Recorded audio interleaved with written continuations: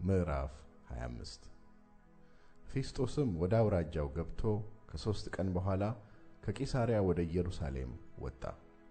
የካህናቱ አለቆችና የአይሁድም ታላላቆች በጳውሎስ ላይ አመለከቱ።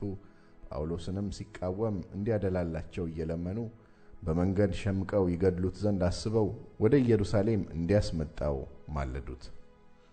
ፊስጦስ ግን ጳውሎስ በቂሳርያ እንዲጠበቅ እርሱም ራሱ ወደዚያ ፈጥኖ ይሄድ ዘንድ እንዳለው መለሰላቸው። እንግዲህ በዚህ ሰው ክፋት ቢሆን ከእናንተ ዘንድ ያሉት ባለስልጣኖች ከኔ ጋር ወርደው ይክሰሱት አላቸው። በእነርሱም ዘንድ ከ8 ወይም ከ10 የማይበልጥ ቀን ተቀምጦ ወደ ቂሳርያ ወረደ። በነገውም በፍርድ ወንበር ተቀምጦ ጳውሎስን ያመጡት ዘንድ አዘዘ። በቀረበም ጊዜ ከኢየሩሳሌም የወረዱት አይሁድ ከበውት ቆሙ። ይረቱበትም ዘንድ የማይችሉትን ብዙና ከባድ ክስ አነሱበት።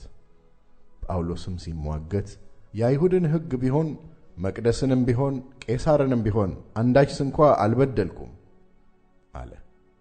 ፊስጦስ ግን አይሁድን ደስ ያሰኝ ዘንድ ወዶ ጳውሎስን ወደ ኢየሩሳሌም ወጥተህ ስለዚህ ነገር ከዚያው በፊቴ ትፋረድ ዘንድ ትወዳለህን ብሎ መለሰለት። ጳውሎስ ግን እፋረድበት ዘንድ በሚገባኝ በቄሳር ፍርድ ወንበር ፊት ቆሜአለሁ። አንተው ደግሞ ፈጽመህ እንደምታውቅ አይሁድን ምንም አልበደልኩም። እንግዲህ በድዬ ወይም ሞት የሚገባውን ነገር አድርጌ እንደሆነ ከሞት ልዳን አልልም። እነዚህ የሚከሱኝ ክስ ከንቱ እንደሆነ ግን ለእነርሱ አሳልፎ ይሰጠኝ ዘንድ ማንም አይችልም። ወደ ቄሳር ይግባኝ ብያለሁ አለ። በዚያን ጊዜ ፊስጦስ ከአማካሪዎቹ ጋር ተማክሮ ወደ ቄሳር ይግባኝ ብለሃል፣ ወደ ቄሳር ትሄዳለህ ብሎ መለሰለት። ከጥቂት ቀንም በኋላ ንጉሡ አግሪጳ በርኒቄም ለፊስጦስ ሰላምታ እንዲያቀርቡ ወደ ቂሳርያ ወረዱ። በዚያውም ብዙ ቀን ስለተቀመጡ ፊስጦስ የጳውሎስን ነገር ለንጉሡ እንዲህ ብሎ ገለጠ። ፊልክስ አስሮ የተወው አንድ ሰው በዚህ አለ። በኢየሩሳሌምም ሳለው የካህናት አለቆችና የአይሁድ ሽማግሌዎች ፈርድበት ዘንድ እየለመኑ ስለ እርሱ አመለከቱኝ። እኔም ተከሳሹ ከከሳሾቹ ፊት ለፊት ሳይቆም ለተከሰሰበትም መልስ ይሰጥ ዘንድ ፋንታ ሳያገኝ ማንንም ቢሆን አሳልፎ መስጠት የሮማውያን ሥርዓት አይደለም ብዬ መለስኩላቸው። ስለዚህም በዚህ በተሰበሰቡ ጊዜ ሳልዘገይ በማግስቱ በፍርድ ወንበር ተቀምጬ ያንን ሰው ያመጡት ዘንድ አዘዝኩ።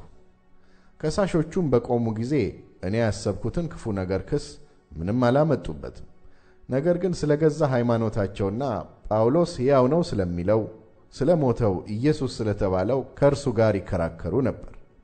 እኔም ይህን ነገር እንዴት እንድመረምር አመንትቼ ወደ ኢየሩሳሌም ሄደህ በዚህ ነገር ከዚያ ልትፋረድ ትወዳለህን አልኩት። ጳውሎስ ግን አውግስጦስ ቄሳር እስኪቆርጥ ድረስ እንዲጠበቅ ይግባኝ ባለ ጊዜ ወደ ቄሳር እስክሰደው ድረስ ይጠበቅ ዘንድ አዘዝኩ። አግሪጳም ፊስጦስን ያንን ሰው እኔ ደግሞ እኮ እሰማው ዘንድ እወድ ነበር አለው። እርሱም ነገ ትሰማዋለህ አለው። በነገውም አግሪጳና በርኒቄ በብዙ ግርማ መጥተው ከሻለቆችና ከከተማው ታላላቆች ጋር ወደ ፍርድ ቤት ገቡ። ፊስጦስም ባዘዘ ጊዜ ጳውሎስን አመጡት። ፊስጦስም አለ፣ አግሪጳ ንጉሥ ሆይ፣ እናንተም ከእኛ ጋር ያላችሁ ሰዎች ሁሉ ከእንግዲህ ወዲህ በሕይወት ይኖር ዘንድ እንዳይገባው እየጮኹ የአይሁድ ሕዝብ ሁሉ በኢየሩሳሌም በዚህም ስለ እርሱ የለመኑኝን ይህን ሰው ታዩታላችሁ።